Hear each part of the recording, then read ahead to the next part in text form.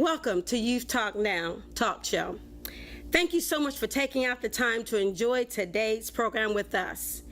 I am the hostess, Anita Wilson. Our topic of discussion today is teenage suicide, one of the second leading causes of death in the United States. And so we have decided, the group of us youth and our leaders, youth leaders as well, leaders in ministries, we've decided to just hit this topic today. We decided to discuss it so that we're trusting that someone that's listening today, that this will be such an encouragement for you, things that you can look for concerning the youth. But you know, one of the things is speaking with one of our nurses that's in the audience. If you can raise your hand, Rose Ogu, that's in the audience, who's work also in psychiatry. That unfortunately is a lot of elderly that commit suicide as well. But today's topic of discussion is teenage suicide. Our special guest for today, we do have Pastor Horne. If you can raise your hand for us, please. And if we can just give her a hand, please. And we also have Kathy Williams, who is a teenage counselor. If you can, thank you. And we also have Dustin Rawlings, who's on the panel with us today. And we also have Carlton Cogdell, who's with us today as well. He's an actor. Glad to have an actor in our audience. We have also Guest-Kyesha Clark, 17-year-old, just took a test today. We have Tiara Bass as well. She's also a 17-year-old. And we have Lashanda Lee. These are our guests today, but we also have other apostles and prophets that are in our audience and ministers as well. And we thank you all for being a part of the program with us. We have Apostle Gatson. Did I say that correctly? Yes. And also Prophetess Joan. And we have Christy Lee as well. And Minister Gwen Purcell. And we have Mr. Ben Pratt in the back with us. So we do thank you so very much. And let's give our audience a hand as well. I just want to talk a little bit about just going to read your bio, Mr. Dustin Rawlings, if that's okay. Mr. Dustin Rawlings is a consultant for Rawlings Contracting, an organization seeking for benefit status that is dedicated to working collectively with partner agencies toward substantial, affordable housing solutions. Dustin has extensive experience in general contractor and leverage in low-income and vulnerable populations by working with partners, organizations to create innovative construction solutions to housing challenges within our Durham and Chapel Hill communities. He is committed to achieving an equitable society where everyone has a home that can afford. Dustin is working toward being ordained as a deacon in North Carolina Conference of the United Methodist Church, and will begin final interviewing in February for approval, February 2016, for approval as provisional deacon as a bridge between United Methodist Church and society. His role is to lead church in relating Christians to their ministries in the world through worship, leadership, preaching, teaching, nurturing spiritual vitality, and leading ministries and services, love, compassion, and justice. Dustin is a North Carolina licensed general contractor, which that makes a big difference. He is definitely gifted, and God definitely gives him a great vision to see things, and he make it happen. He make things happen. He earned his BS in construction management from East Carolina University. He worked in commercial construction for 12 years before returning to earn his Master of Divinity from Duke University and a Master of Social Work from the University of North Carolina. Currently, he is working as a consultant with the Marine Cheek Jackson Center and Self-Help Credit Union for Northside Land Bank Initiative, which is a $3 million grant provided by UNC Chapel Hill toward developing affordable housing in Northside neighborhood. Did I say that correctly? Yes, you did. Wonderful. And is led in coordinating the Promise of Home Repair program that services seniors in Northside. And so we do thank you so much for taking the time to come on the show with us. We also have our youth, Lashanda Lee. Lashanda Lee, if you can just tell us a little bit about yourself, please. My name is Lashanda Lee, and I'm currently involved in the ministry with You Talk Now. I also sing and travel in ministry and operate in ministry, and I'm currently looking forward to going to school pretty soon. Wonderful. Thank you. And we also have Kyesha Clark again. She took a test with us. If you can just share a little bit about yourself. Well, I'm Kyesha Clark. I'm a junior at Carborough High. I'm tired. No, but I'm happy to be here. Wonderful. Thank you so much for coming. We definitely appreciate that. Mr. Dustin Rawlings, today in the world that we live in, some of us carry masks, and looking behind those masks of in the church, in the local churches, and what is some things that that I believe you had a discussion about just having a more of a compassion, for people. What are some of the things that we can look for, or what are some of the things that the church as a whole can look for when it's not just dealing with the teenage, but maybe some of our elderly, that are suffering, or the world as a whole that is suffering? What are some of the wisdom that you can share with us? First, I want to say thank you for inviting me here and being able to share some of what I feel the church is called to do, and some of its role in some of our challenges within society. One of the things I feel as a church that we would find as being helpful in this is learning from our own suffering. Mm-hmm. That as mm-hmm. members of faith, that we are able to be first in touch with ourselves. Right. And I think when we learn from ourselves and we learn from that struggle that we have gone through and connect that with the stories of Scripture, which are vibrant in lament, yes. That we will really be able to genuinely speak with other people that are in that. Right. And to do that in a way that's authentic and not moving out among people trying to help. Mm-hmm. That we first look for ourselves, and how do we embody the gospel, and how do we embody compassion and justice before we go out to seek others who we think may have need for that. Okay, well, thank you so very much. When I just think about myself, when I go back to some things I've dealt with, in my personal life, as a young person growing up, and then as an adult now, you carry masks. I remember being in school and in college at NCCU, and I was very unhappy because I dealt with some things as a young girl. Some abuse was in our home, and so I dealt with some of those things, and so I was still dealing with them. I loved the Lord, but I was still had some things that I was dealing with, but I was hiding behind that mask, and it was, it would have been so wonderful if somebody could see behind that mask to reach out and help me. But I had this one young guy, he would upset me so bad. He would say, "It's gonna be okay," and I was like, "Oh, don't talk to me," But I was hurting, but he saw it. This young boy, he saw it, and so, us as a whole, our church family, coming together, and we can get in touch with ourselves. We can recognize or someone on the outside that can see, some type of counseling, but some of us don't even, we kind of run from it. We kind of run from the counseling because we're trying to, we're hiding. We're hiding some things, And so, Lashanda, dealing with as a youth, as yourself, dealing with self-esteem, how could you encourage someone that may be struggling with that? Because we know that with the youth, we go through transition with puberty. We go through transition with if someone have had some things going on in their lives at home, or hiding behind the mask, or maybe, as Mr. Dustin shared, the church maybe not having compassion because they maybe can't see it. Right. Well, first I want to talk about what self-esteem is. There's low self-esteem, and you can have a high self-esteem. Right. Self-esteem is your opinion about how you feel about yourself and how you view yourself. And a lot of causes to low self-esteem can be due to what goes on in the home.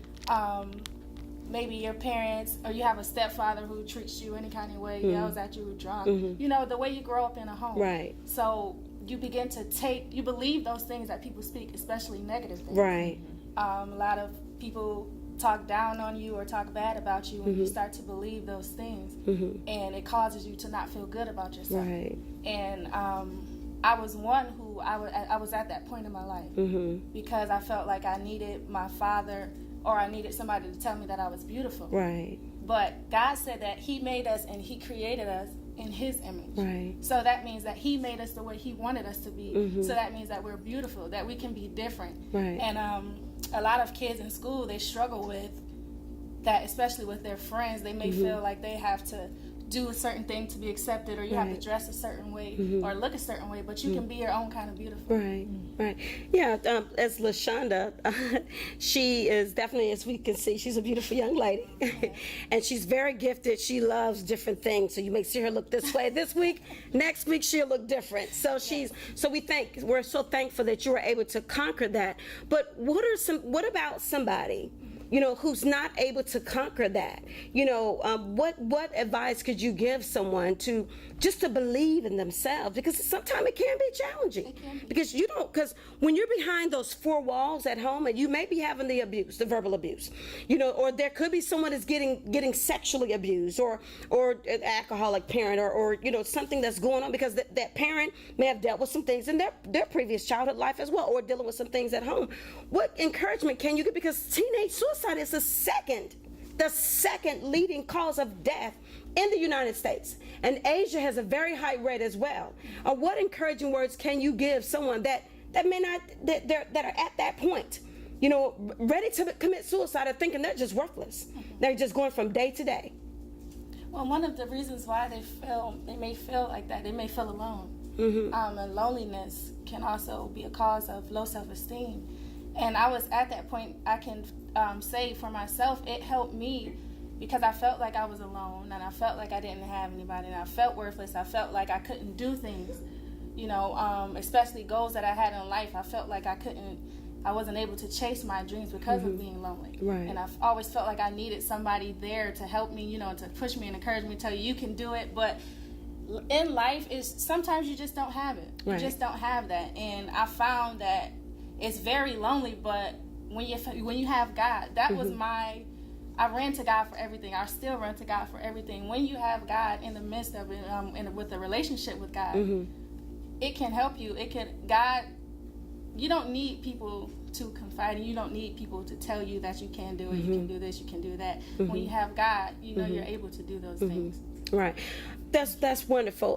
Mr. Rawlings, you know, I've known we've had a little discussion. You've been to a few countries, is that correct? No, not outside the United States. Not outside the United States. But you, let me see, you're preparing to go to which country? Well, we had been discussing some work in Mexico and Latin America. Was that for work as well? And what type of work was that for? Our church in the past has gone there to do work on a church there for community to help sponsor and build one. But it is something that's come across and been placed on my heart as wanting to do sometime in the near future. In the near future. Okay, well, we do thank you, definitely thank you, because I know that with the compassion that you have for the community, that it will definitely transition some lives. Because, you know, I was always taught, you know, when someone's cooking your food, if they put that little elbow in it, they put a little love in it, it's going to be good. So we definitely appreciate your reaching out to the various communities, not just in your local community, but outside of our reach, or going over some waters. Definitely appreciate that. You know what? As you're going to these various places, are there some things that you see that when the shift takes place, once these homes that you make lives change? Tell me some of the things, one of the blessings that you see that comes from, that you get from, and also what you see in some of the children and the elderly as well. You know, I think for me, it's the God had called me years ago to lift up my gift and be able to give that back. Wow. And in a way that it is a gift that's not really mine. I was always blessed with that, and to be able to give that back in a way that's equitable for everyone is really a blessing for me. And I go back to thinking, it's nothing I have done, but it's all a gift. Wonderful. And so to see that with children, and as Lashanda was talking, the home, I really have come to see the home not only as the family within it, but really the structure. That we have a place that's safe and secure and healthy for children as well as adults and seniors. Awesome. That is wonderful. So we definitely thank you so very much for sharing that information with us. Kyesha, I just wanted to know, 17-year-old, we know that you've gone through some struggles today. Yes. But taking, what type of test was that again? PSAT. And how many hours? 4. Well, we're trusting with you today that you've done well. Yes. That you've done well. Just wanted to ask you a question, Kyesha. May you have discussed a few things. What are ways a teenager can begin encouraging themselves by speaking more of their feelings to their parents or to those that they're close to? Because sometimes, as I was sharing earlier, we kind of had that at times as we began to, even the things that we're going through, we tried to hide it anyways. Well, I feel like closed mouth doesn't get fed, so you have to, begin to try to communicate with people so they can, begin to take the steps to help you. Because, if I don't know you well, and you're just it's really hard. Well, what about your parents? Because see, my parents usually can tell when something's wrong, but sometimes I don't like talking to them. I want them to just be like, yeah, I know something's wrong. But I know that's not the case for everyone. So, because that's really hard. That's a really hard question. Well, because just going back to when I was your age. Okay. Now, I did try to commit suicide at your age. I did. I didn't want to talk to my mom because my mom had fallen in love with this man who was not good for her. And so I no longer was telling her my secrets and how I felt. So I carried that myself. I carried that, and it just built up a lot of resentment in me. And so what did I do? As Lashanda said, you look for love. So I ended up in a relationship with someone. And so I just told him everything. He was young too, And so, and he trying to carry that burden for me. So that's what happened to me. I, of course, I'm still alive. The suicide was not successful. So I'm allowed to tell my story. So we need to find ways of how to talk. If it's not mom, or dad, because sometimes we're angry with our parents. Yes. And we're angry with them. And so like I was, mama's not knowing anything about me now. I used to, even though my mama sent until that man came along, I knew her scent literally till I was 17. Literally. But when the guy came along and I saw what was going on in our home, the verbal abuse and the drinking, all that stuff that was in our home. But it was, the outsiders thought we just had a beautiful, wonderful home. But we had a lot going on, and so I did reach out to my grandmother. Thank God for the prayers of my grandma. I told everything on my mama. So we got to find ways how to reach our youth that's suffering, who may say, I just give up. I give up. I'm not going to talk to anyone. Why should I even live? Because I've been told that I'm a nobody. I've been told I'm dumb. I don't feel loved anymore. And I got all this work to do, especially I know you're the oldest child. You have such a responsibility. And so, so we just carry that. So we have to find ways how to get that out. We got to find someone to talk to. Because if we don't, that stuff builds up. in us. And then we then that's when we start looking for love in the wrong places. Or we start, if someone introduces us to, I was introduced to drugs. And so I was and it was through my mom's boyfriend, unfortunately. And so I did drugs until I was older. Not that the marijuana, who they say is an herb. Yeah, right. But so that was my escape. It was through marijuana, but that's not the answer. And the drugs or the drinking wasn't the answer, or try just getting rid of myself was because I always woke up with a headache. I still lived. So we have to definitely look for ways to reach our parents. And so you're speechless right now. If not, we can always go to God because He's always there for us. That's right. He knows our struggles. He knows us inside and out, and He's always there for us. So if anyone isn't there, He's always there for you. That's right. That's definitely right. So we thank you all for your for sharing with us today. And if we can just give them a hand, please. Tiara Bass, thank you so much for being a part of us today. How was school today? It was okay. It was okay? Did you take a test today too? Oh, no. Oh, you didn't? You're lucky. I'm a senior. Oh, you're a senior. Oh, excuse me.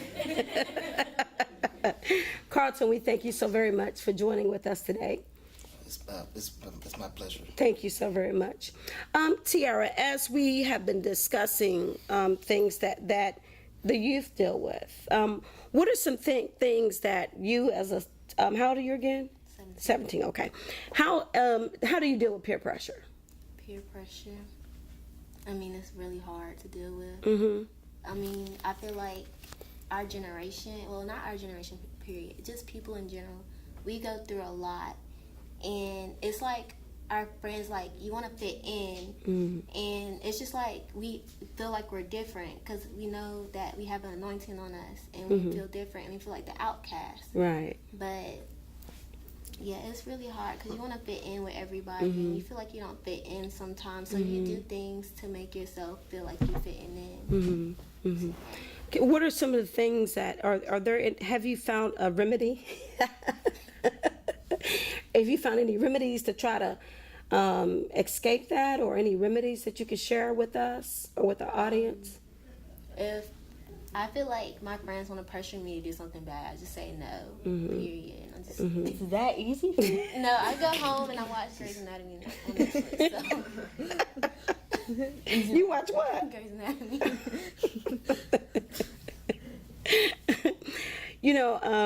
Carlton, he has, we thank you again so much for definitely coming on with us today. And he is an actor, correct? Yes. And so what are the, what's the name of the company? Thank you so much for inviting us for a lawyer friend in Greensboro. He's a very good actor if anyone's looking for an actor. And what's the name of the company? Well, I'm actually independent right now. I just work with different people who are hiring, who are auditioning, and I just audition right now. So I don't belong to a certain agency right now. So there's different companies, but I'm local in North Carolina right now. But pretty much every single one I've been a part of is a Christian agency. Wow, so that's good. So it's definitely a blessing that that I can spread the gospel in it. Because acting nowadays, there's so much that do anything but spread the gospel. That's right. That's right. When we're young, we're like, "Ooh, I want to be an actor." I thought about that too. What about you, Tiara? Did you? Ooh, I want to. I had it all mapped out. Carlton, as you've been listening to what our youth have shared, and also what Mr. Dustin has shared as well, tell us a little bit about your walk through being a black man now, because our black males go through so much because of the color of our skin, and not just the black, different races go through as well. What are some of the things you can share with your walk through as a young male, some of the things you can help someone with? Well, yes, I can say as a black male, but it's not just, like I said, black males, it's any race, but from a male perspective, yes, there are things that you just go through, even things already mentioned already, like peer pressure. As a black male, for some reason, it wasn't the thing to do to be smart and to make good grades. So I got made fun of for making good grades. So I had to go against the grain even to be successful. Right. The thing is to be cool and to to get by and to do what everybody else is doing, or just if you're not in with the in crowd, so to speak. Like me, I got saved when I was in 6th grade. So I felt different from everybody else. So because I felt different, it made me feel like maybe I chose the wrong path, even though I knew I chose the right path. So because of that, maybe if you're not going to the parties other people are going to, if people are making fun of you because you're too nice and you're too holy, then I don't think I felt like all the way suicidal for me, but I can understand why someone would, because I got made fun of so much, just for doing the right thing. They would call me, they would just reference me to Jesus, because of, I'm trying to look holy, but, in a negative way, Right, in a right. negative way. I wear sandals, it was Jesus sandals or something like that.